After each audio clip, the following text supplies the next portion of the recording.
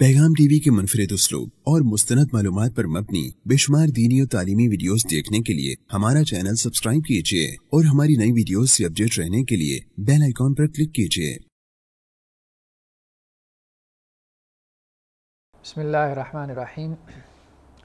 इन्नल हम्दुलिल्लाह वस्सलातु वस्सलामु अला अशरफिल खल्क़ व अकरमिल मुरसलीन व अला अहलिही व सहबिही अजमाइन। अम्मा बाद फ़ाऊज़ु बिल्लाहि मिनश्शैतानिर रजीम। बिस्मिल्लाहिर्रहमानिर्रहीम।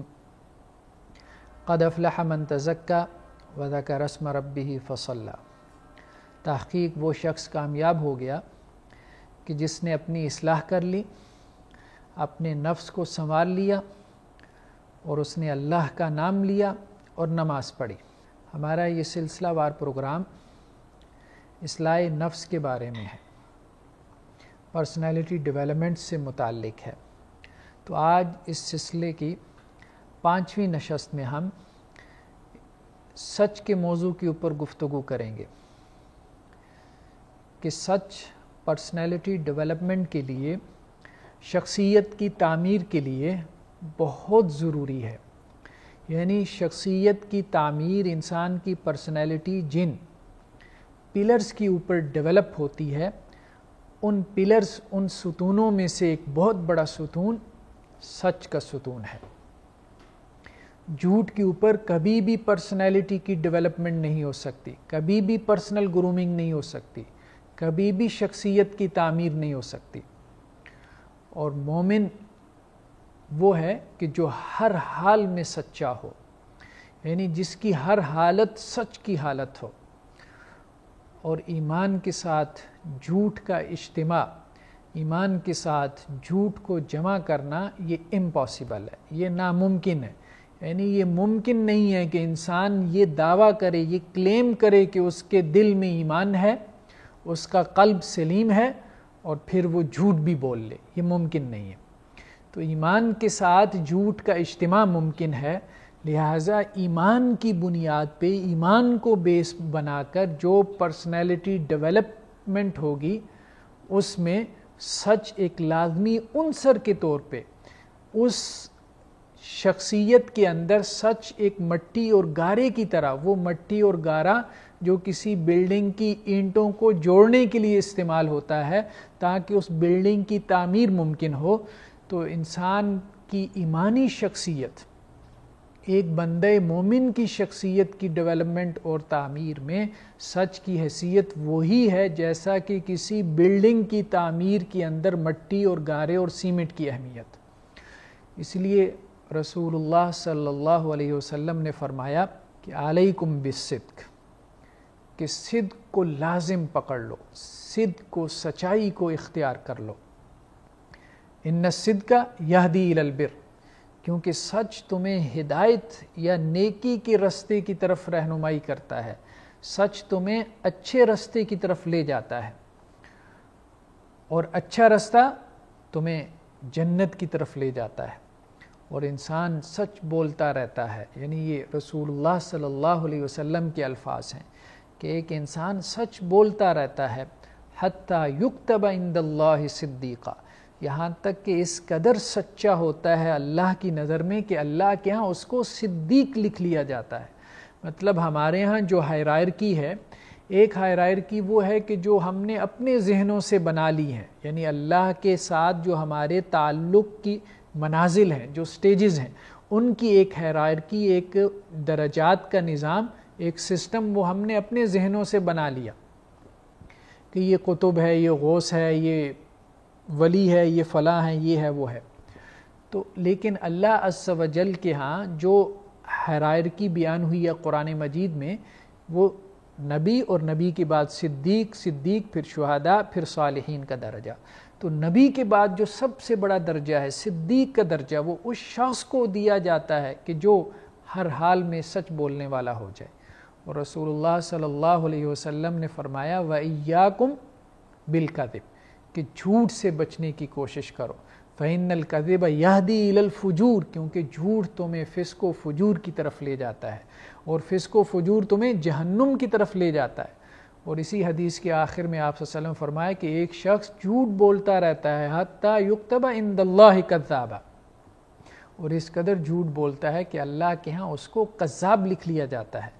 یعنی اللہ کے ہاں اس کا فیصلہ کذابوں کے ساتھ کیا جاتا ہے. کذاب مبالغے کا صیغہ ہے، یعنی ایگزیجریشن ہے، جو بہت جھوٹا ہو، بہت بڑا دغے باز ہو، دھوکہ دینے والا ہو، چیٹ کرنے والا ہو.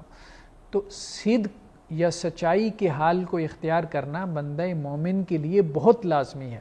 اور آپ صلی اللہ علیہ وسلم کے فرامین کی روشنی میں اگر ہم یہ دیکھنا چاہیں کہ سچا کسے کہتے ہیں، یا آپ صلی اللہ علیہ وسلم کی سیرت سے ہم یہ ڈیفائن کرنا چاہیں کہ سچا کسے کہتے ہیں، تو سچا وہ نہیں ہے کہ جس کے دوست، جس کے ریلیٹیو، جس کے پڑوسی، جس کے کولیگز اس کو سچا کہیں. یعنی یہ تو اسے سچا کہیں ہی کہیں. اصل سچا وہ ہے کہ جس کا دشمن اس کو سچا کہے. رسول اللہ صلی اللہ علیہ وسلم کی سیرت کا اگر ہم مطالعہ کریں، خاص طور پہ مکی جو زندگی ہے، اس میں ہم میں سے ہر شخص کے علم میں وہ واقعہ ہے کہ آپ صلی اللہ علیہ وسلم نے اپنی نبوت کے ابتدائی دنوں میں جب پہاڑی کی چوٹی کے اوپر چڑھ کے لوگوں کو پکارا اور ان کو دعوت اور اللہ کا میسج اور اللہ کا پیغام پہنچانے کے لیے جمع کیا، تو ایک طریقہ کار اختیار کیا اور اپنی قوم کے لوگوں سے جو کہ مشرک تھے، جو کہ آپ صلی اللہ علیہ وسلم کے دین کے دشمن تھے، جو کہ کافر تھے، ان سے پوچھا اگر میں تم سے یہ کہوں، اگر میں یہ دعویٰ کروں کہ اس پہاڑی کے دوسری طرف دشمن کا ایک لشکر ہے جو تم پہ حملہ آور ہونا چاہتا ہے، تو کیا تم میری بات مان لو گے؟ تو سب نے یک زبان ہو کے کہا کہ ہم مان لیں گے، کیونکہ ہم نے آپ کو کبھی جھوٹ بولتے نہیں دیکھا. تو رسول اللہ صلی اللہ علیہ وسلم اس سے پہلے نبوت کا اعلان کر چکے تھے. تو یہ آپ صلی اللہ علیہ وسلم کا سوسائٹی کے اندر یہ مقام اور مرتبہ تھا کہ آپ کو جھٹلانے کے باوجود، آپ کی نبوت اور رسالت کا انکار کرنے کے باوجود، آپ کے دشمن بھی اس بات کا اقرار کرتے تھے اور دل سے مانتے تھے کہ نبی کریم صلی اللہ علیہ وسلم کبھی جھوٹ نہیں بول سکتے. تو یہ گویا کہ رسول اللہ صلی اللہ علیہ وسلم کا ایک مقام تھا، سوسائٹی کے اندر یہ ایک پوزیشن تھی. تو یہی پوزیشن لے کے ہر بندہ مومن ایک سوسائٹی کے اندر کھڑا ہوتا ہے، اور وہ پوزیشن سچ کی پوزیشن ہے. یعنی سچا انسان وہ ہے کہ جسے اس کا دشمن بھی سچا سمجھتا ہو. تو یہ اس حال تک پہنچنا یہ ہر بندہ مومن کے لیے لازم ہے. اور سچ 3 قسم کا ہے، یا سچا ہونا 3 طرح سے ہے. ایک یہ ہے کہ میں اپنے پروردگار کے ساتھ سچا ہو جاؤں، دوسرا یہ ہے کہ مخلوق کے ساتھ سچا بن جاؤں، اور تیسرا یہ ہے کہ اپنے ساتھ سچا ہو جاؤں. رب کے ساتھ سچا ہونے کا مطلب یہ ہے کہ اپنے رب سے میں نے جو کمٹمنٹس کی ہیں میں ان کو پورا کروں. ایک کمٹمنٹ تو ہم میں سے ہر شخص نماز کے اندر کرتا ہے، ایاک نعبد و ایاک نستعین، اے پروردگار آپ ہی کی عبادت کریں گے، آپ ہی سے مدد مانگیں گے، کسی بھی چیز کی ضرورت پڑی تو آپ ہی کے پاس سب سے پہلے آئیں گے، آپ ہی سے سب سے پہلے دعا کریں گے، آپ ہی کو سب سے پہلے پکاریں گے. اگر کسی تکلیف اور آزمائش میں آ گئے تو سب سے پہلے اگر نظریں اٹھیں گی، سب سے پہلے اگر سوچ کے اندر کسی کا خیال آئے گا تو وہ آپ ہی کا خیال آئے گا. سب سے پہلے اگر کسی سے توقع اور امید وابستہ ہوگی کہ وہ ہمارا مسئلہ حل کرے گا تو وہ آپ ہی ہوں گے. تو یہ ہے اللہ کے ساتھ کمٹمنٹ جو ہم میں سے ہر شخص نماز کی ہر رکعت میں کرتا ہے. اور اسی طرح سے کوئی نظر مان لینا کہ اے پروردگار اگر میرا یہ کام ہو گیا، مجھے یہ فلاں فائدہ ہو گیا اس تجارت میں، اس بزنس میں، تو میں یہ کروں گا، یا اگر میری فلاں مشکل حل ہو گئی، فلاں آزمائش ٹل گئی تو میں اتنے روزے رکھ لوں گا یا اتنا صدقہ کر دوں گا. تو یہ تمام کمٹمنٹس کو وہ پورا کرنے والے ہیں. یعنی اللہ کے ساتھ اپنی کمٹمنٹس میں سچا بن جانا، اللہ کے ساتھ جو وعدے کیے ہیں ان وعدوں کو نبھا دینا، ان وعدوں کو پورا کر دینا. تو یہ ہے اپنے رب کے ساتھ سچا ہونا. اور سچا ہونے کا دوسرا درجہ یہ ہے کہ اللہ کی مخلوق کے ساتھ سچا ہو جائے، یعنی اللہ کی مخلوق کے ساتھ جو وعدے کیے ہیں ان وعدوں کو پورا کرنے والا بن جائے. جیسا کہ قرآن مجید نے بھی کہا وَأَوْفُوا بِالْعَهْدِ إِنَّ الْعَهْدَ كَانَ مَسْئُولًا. وعدے اور کمٹمنٹ کو ہلکا مت سمجھو، چھوٹا مت جانو، کیونکہ وعدے کے بارے میں قیامت والے دن سوال کیا جائے گا. مطلب اللہ تعالیٰ پوچھیں گے اس کے بارے میں. یہ چھوٹی بات نہیں کہ کسی کو تم نے وقت دے دیا یا کسی سے تم نے قرضہ پکڑ لیا، ادھار پکڑ لیا کہ کل واپس کر دوں گا، وہ بیچارہ 2 ہفتوں سے انتظار کر رہا ہے کہ حضرت کب واپس کریں گے. تو یہ کمٹمنٹس جو بھی کسی سے بھی کریں تو اس کو پورا کرنے کی کوشش کریں. مطلب کسی سوسائٹی کے اخلاقی گراوٹ کے اندر مبتلا ہونے کی سب سے بڑی علامت یہ ہے کہ وہاں اس سوسائٹی کے جو بڑے طبقات ہیں اور اس سوسائٹی کے جو چھوٹے طبقات ہیں، ہر طبقے کے اندر آپ دیکھیں گے کہ لوگ کمٹمنٹس کو پورا کرنے والے نہیں ہیں. آپ نے اگر کسی کو وقت دے دیا کہ مغرب کے بعد آپ گھر آ جائیے گا، میں آپ سے مل لوں گا، اب وہ صاحب تو آ گیا آپ سے ملنے کے لیے، اور آپ نے بچے کو باہر گیٹ پہ دروازے پہ بھیج کے کہہ دیا کہ بتلا دو کہ ابا جان گھر پہ نہیں، تو مطلب کسی سوسائٹی کے اخلاقی اعتبار سے گر جانے کی بہت بڑی علامت اور سائن اور نشانی یہ ہے کہ وہاں لوگ کمٹمنٹس کو بہت ہلکا سمجھنا شروع کر دیں. مطلب کمٹمنٹس کو توڑ دینا ایسی ہے جیسے ناک سے جو ہے وہ مکھی اڑا دینا.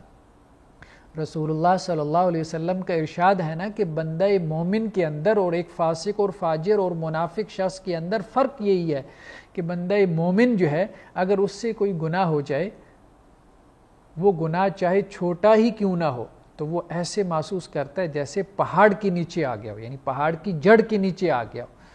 اور منافق سے اگر کوئی گناہ ہو جائے تو ایسے سمجھتا ہے کہ جیسے اس کی ناک پہ مکھی بیٹھی، مطلب اسے بھی تکلیف اور اذیت ہوتی ہے گناہ کی، یعنی اسے بھی جو ہے وہ سچ نہ بولنے کی تکلیف اور اذیت ہوگی، اسے بھی کمٹمنٹ توڑنے کی تکلیف اور اذیت ہوگی، لیکن اتنی ہی اسے اریٹیشن ہوگی جتنی ناک پہ مکھی بیٹھی اور اس نے ہاتھ ہلایا اور وہ مکھی اڑ گئی.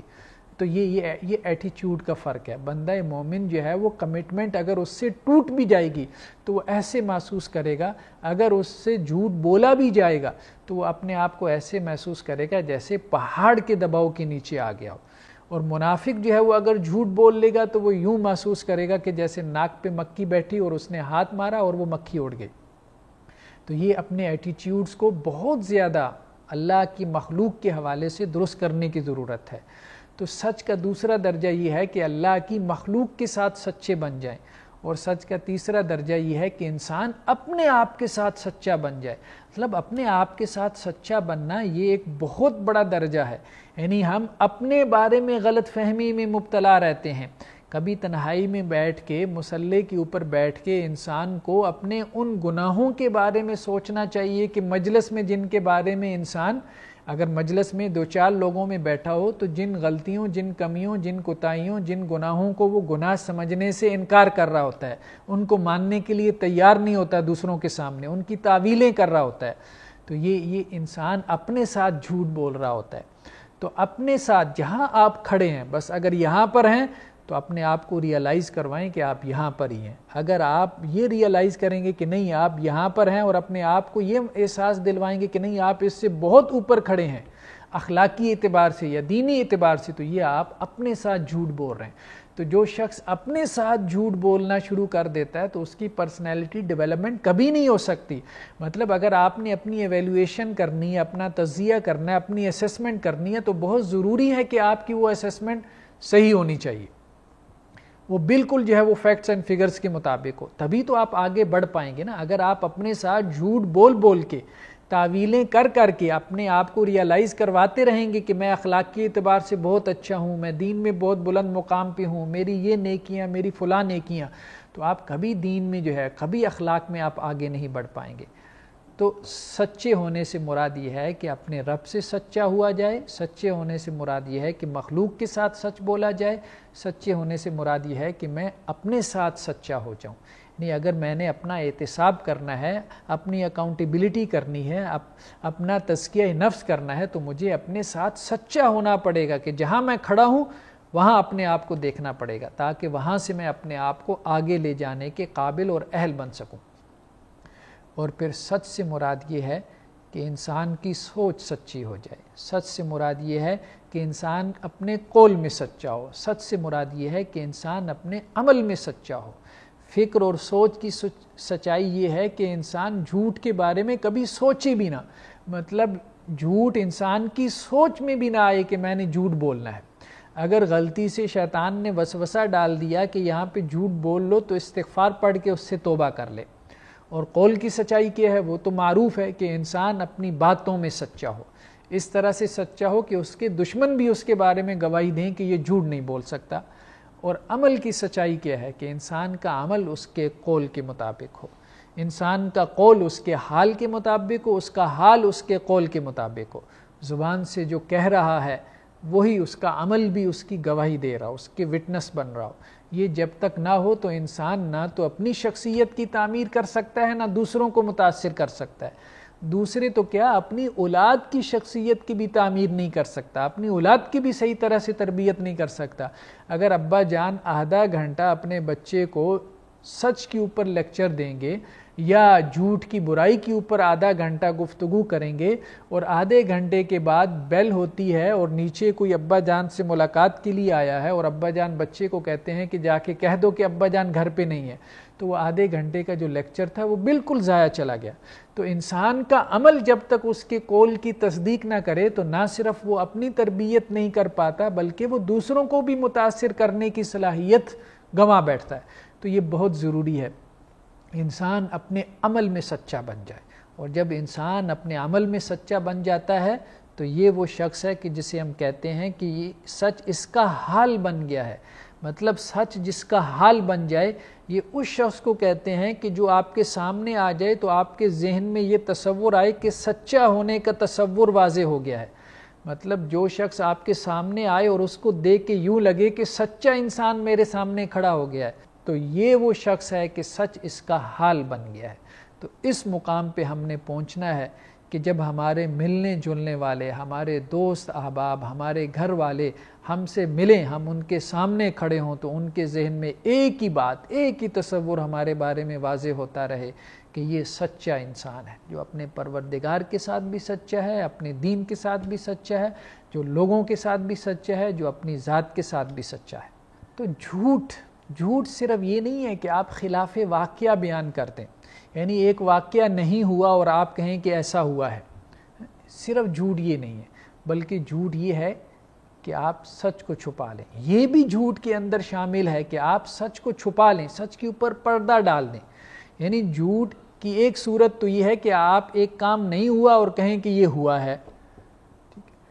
ابھی روڈ پہ ایکسیڈنٹ نہیں ہوا اور آپ آ کے ابھی گھر میں داخل ہوئے اور بتاتے ہیں کہ باہر روڈ پہ ایکسیڈنٹ ہو گیا، ایک تو یہ ہے۔ اور ایک یہ ہے کہ آپ سچ بات کو چھپا لیں، سچ کو اگلیں نہ، سچ کو بیان نہ کریں۔ جیسے کافر کا جھوٹ کیا ہے کہ وہ حق بات کو چھپا لیتا ہے، وہ حق کی گواہی کو چھپا لیتا ہے، وہ حق کی گواہی جو اس کا دل دے رہا ہوتا ہے اللہ کے بارے میں، اللہ کے نبی اور رسول کے بارے میں۔ تو بس یہ حق بات یا حق گواہی کو چھپا لینا یہ بھی جھوٹ کے اندر شامل ہے۔